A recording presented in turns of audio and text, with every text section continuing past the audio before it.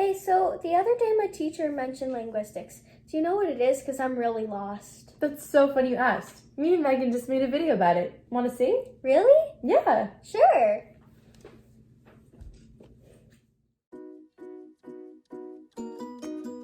Hey guys, if someone were to ask you what you wanted to be when you grow up, I bet some of you might say that you would be an astronaut, maybe a firefighter, or a musician. A lot of us choose what we want to do based off of what we like to do.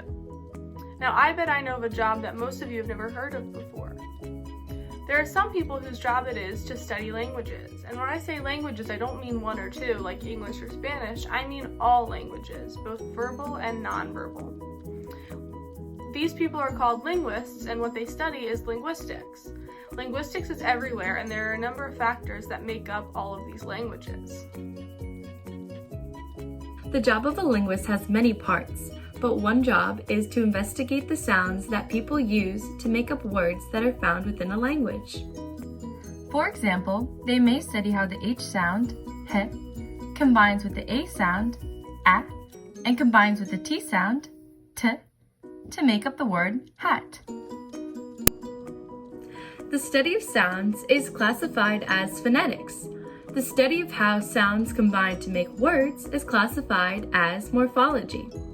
When we use words to make up sentences, this is also known as syntax.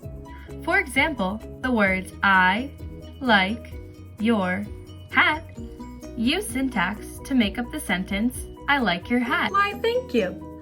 Along with syntax, we also need to use grammar to make sure that our sentences make sense. Within a sentence, there can be verbs, nouns, adverbs, adjectives, and all of these things have rules. You and I might speak the same language and use the same grammar rules, but that doesn't necessarily mean that we'll sound the same.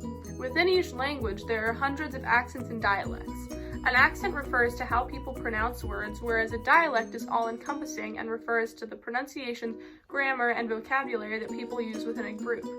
Examples of accents and dialects would be someone that natively speaks Spanish and is learning to speak English, or someone from the north speaking with someone from the south. Another factor that makes all of our language unique is slang. A lot of us learn and develop words and phrases based on who we surround ourselves with. Many groups have their own way of speaking with one another, and to people outside of that group, it may seem like they're speaking a different language, but in reality, all they've done is given a real word a different meaning. An example of this is the term sick. According to the dictionary, sick means someone that is physically or mentally ill, but with slang, sick can mean something that's really, really cool. Did you know that there are a total of 6,000 languages around the world? Isn't that crazy? It's a linguist's job to travel around the world and find the uses of language, whether they are commonly written or spoken, or not even at all. Some people even know how to speak more than one language. People who can speak 2 languages are considered bilingual. People who can speak 3 languages are considered trilingual, and people who can speak more than 3 languages are considered multilingual or a polyglot. Le das un beso a mi mami y le dices que lo quiero mucho, los quiero mucho. Un besote y un abrazote. Bye. I love. That was my parents. They were just calling me to say hello.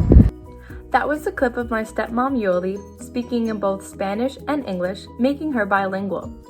People who are bilingual can constantly switch between languages in their brain, making their brains very flexible.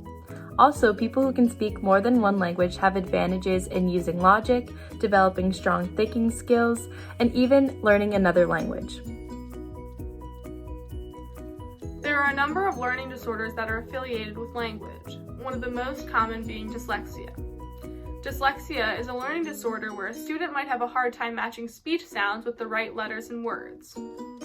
About 2 million of students today are dealing with this disorder, and they are receiving special services so that they can still learn at the same pace as their peers. A few signs and symptoms include difficulty with reading, writing, spelling, and copying from the board or the book. They may even have a hard time remembering content from their favorite books. A child that has to deal with dyslexia may be more likely to misbehave because it takes the attention away from their learning difficulty. Problems with self-esteem may also arise.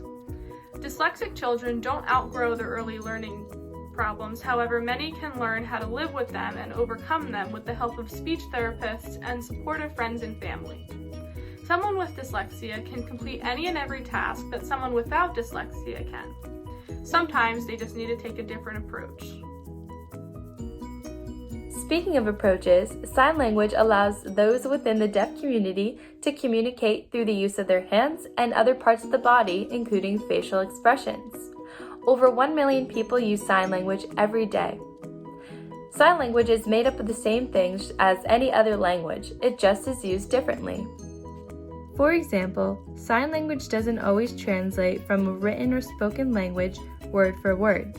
So, the sentence, "The boy who won the long jump has also won the high jump," would be translated as boy plus win within the past tense plus long jump plus also plus high jump. But there isn't always a sign for everything in sign language, some examples being the names of restaurants, brands, or even titles of a book. Therefore, people use fingerspelling to spell it out. Fingerspelling can either be done by using one hand or two hands. In American Sign Language, they use one hand, but in British Sign Language, they use two hands.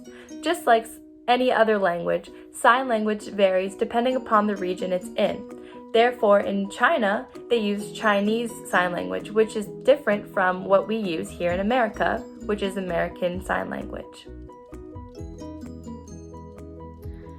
Now you might be wondering why linguists are so important and what they might actually do.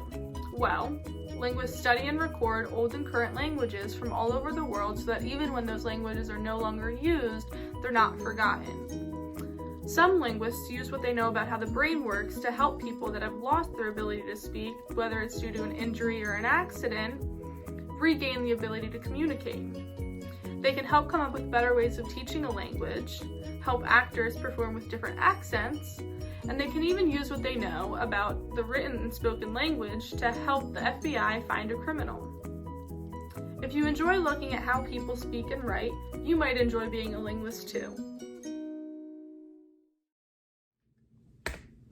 So, what do you think about the video? It was great. I learned so much. Now I could tell all my friends about linguistics. That's awesome. I'm so happy you liked it.